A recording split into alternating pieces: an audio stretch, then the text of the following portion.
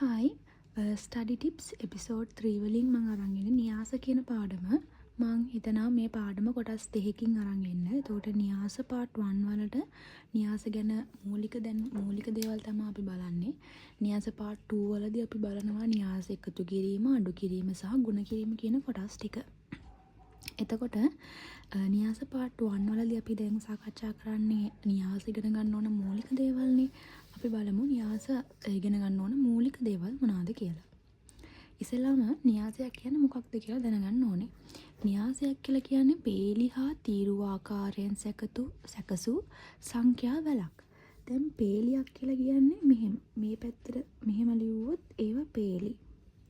මේ පැත්තට ලියුවොත් ඒවා තීරු. ඒතකොට මෙන්න මේ වගේ තියෙන සංඛ්‍යා වලක් තමයි අපි න්‍යාසයක් කියලා කියන්නේ.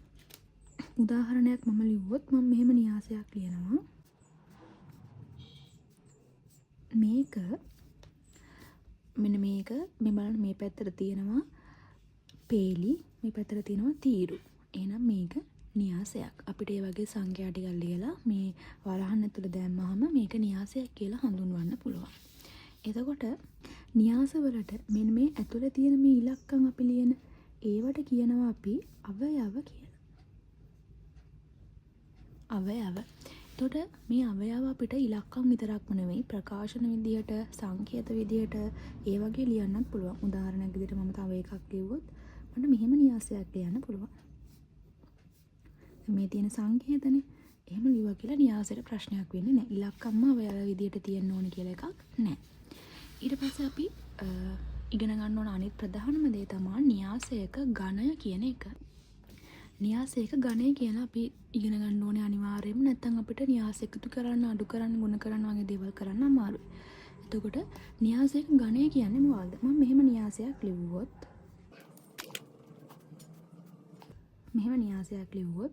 මම මේ න්‍යාසයේ මෙන්න මෙහෙම එකක් ලියනවා. 2 වැඩි කිරීම 3 කියලා. මෙන්න මේකට තමයි අපි කියන්නේ න්‍යාසයක ඝණය කියලා. ඒතර කොහොමද මේ 2 වැඩි කිරීම 3 ලියන්නේ? 2 කියන්නේ මේ න්‍යාසයේ තියෙන පේලි ගණන. එතකොට 3 කියන්නේ න්‍යාසයේ තියෙන තීරු ගණන. හරිද? බලන්න මේ න්‍යාසයේ පේලි කීයද?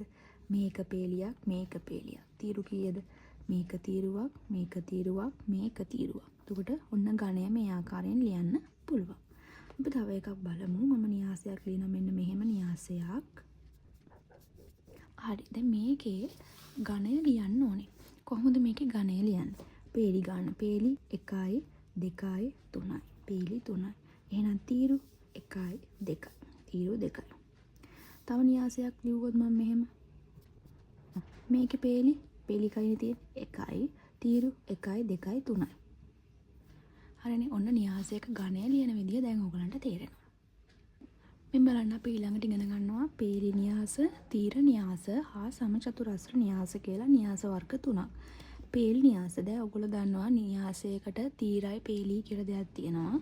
පේලි න්‍යාස කියන්නේ එක පේලියක් විතරක් තියෙන, එක පේලියක් විතරක් තියෙන න්‍යාස කියන වලට කියනවා අපි පේලි න්‍යාස කියලා. උදාහරණයක් ගත්තොත් එක පේලියයි මේ.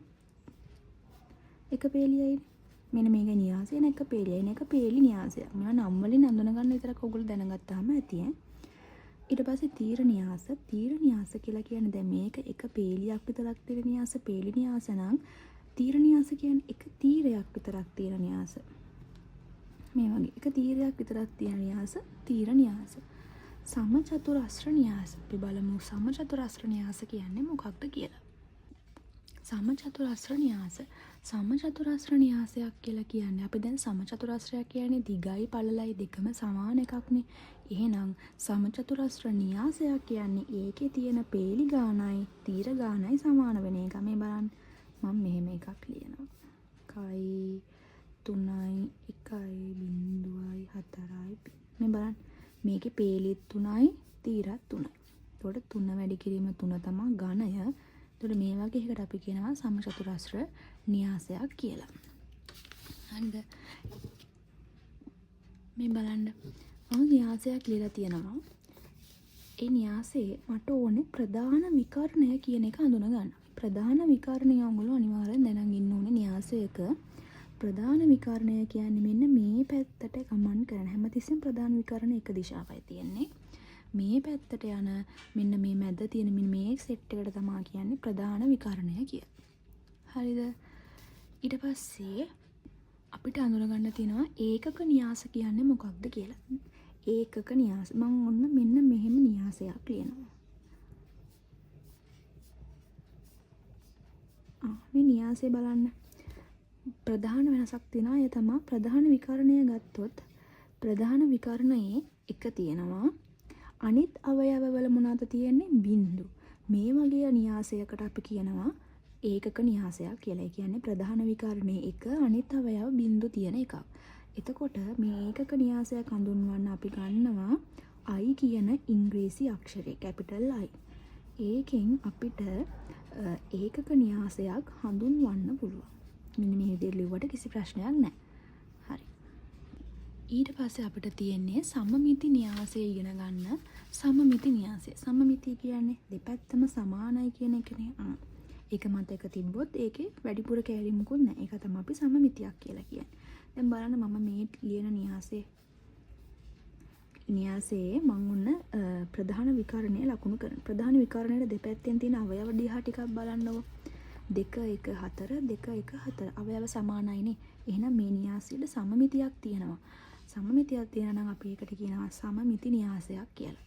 තව උදාහරණයක් මම ලියන්නම්.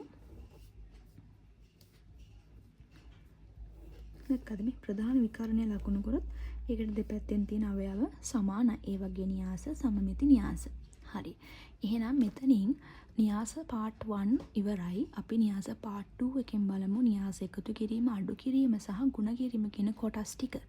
එහෙනම් ඔයගලන්ට ප්‍රශ්නයක් තියෙනවා නම් හරි, අමාරු පාඩමක් තියෙනවා නම් හරි කමෙන්ට් එකක් දාන්න. මම ඒක ඊළඟ වීඩියෝ එකකින් අරගෙන එන්නම්.